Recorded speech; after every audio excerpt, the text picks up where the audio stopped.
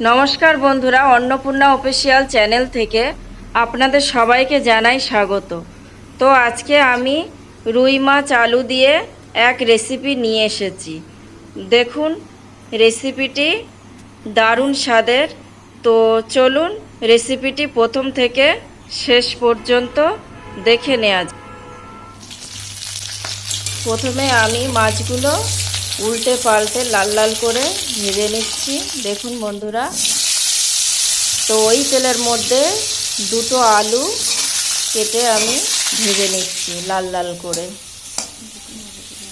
দেখুন, লাল লাল করে আমার আলুগুলো ভাজা হয়ে গেছে। দেখুন, ফোড়নের জন্য দিয়ে দিচ্ছি শুকনো লঙ্কা, তেজপাতা আর জিরে।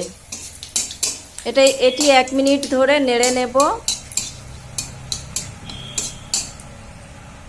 তারপর একটু সরিষার তেল দিয়ে নিচ্ছি। এবারে দিয়ে দেবো পেঁয়াজের কুচি, দিয়ে দিচ্ছি পেঁয়াজের পেস্ট। 1 মিনিট ধরে আমি কষিয়ে নিয়েছি। এবারে দিয়ে দেব টমেটোর পেস্ট। এবারে এখানে একটা কাচের বাটি নিয়ে নিয়েছি, তাতে দিয়ে দিচ্ছি অল্প একটু জল। তারপরে মশলার উপকরণগুলো দিয়ে দেবো। দিয়ে দিচ্ছি লবণ পরিমাণ মতন, দিয়ে দিচ্ছি আমি ধনে আর জিরে একসাথে গুঁড়ো 1 টেবিল চামচ। দিয়ে দিচ্ছি আমি হাফ টেবিল চামচ লঙ্কার গুঁড়ো। লঙ্কার গুঁড়োটা আমি কমই দেব। তো দিয়ে দিচ্ছি আমি হলুদ গুঁড়ো হাফ টেবিল চামচ। দিয়ে এটা আমি পেস্ট বানিয়ে নিয়েছি, তো এটা দিয়ে দেব।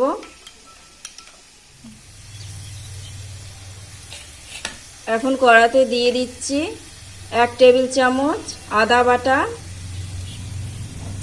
1 টেবিল চামচ রসুন বাটা দিয়ে আমি দেখুন কষানোটা আমার হয়ে গেছে। এইবারে আমি দিয়ে দিচ্ছি ভেজে রাখা আলু। এবারে দিয়ে দিচ্ছি মশলার সব রকম উপকরণগুলো। এটা দিলাম যাতে আমার মশলাগুলো পুড়ে না যায়। তো দেখুন, মশলাগুলো আলুর সাথে সব মিশে গেছে আর সুন্দরভাবে কষানো হয়ে গেছে। এবারে আমি এর মধ্যে দিয়ে দেব পরিমাণ মতন জল। তো দেখুন, জলটা আমার 5 মিনিট ধরে ফুটে গেছে ঝোলটা। এবারে আমি এর মধ্যে দিয়ে দেব ভেজে রাখা মাছগুলো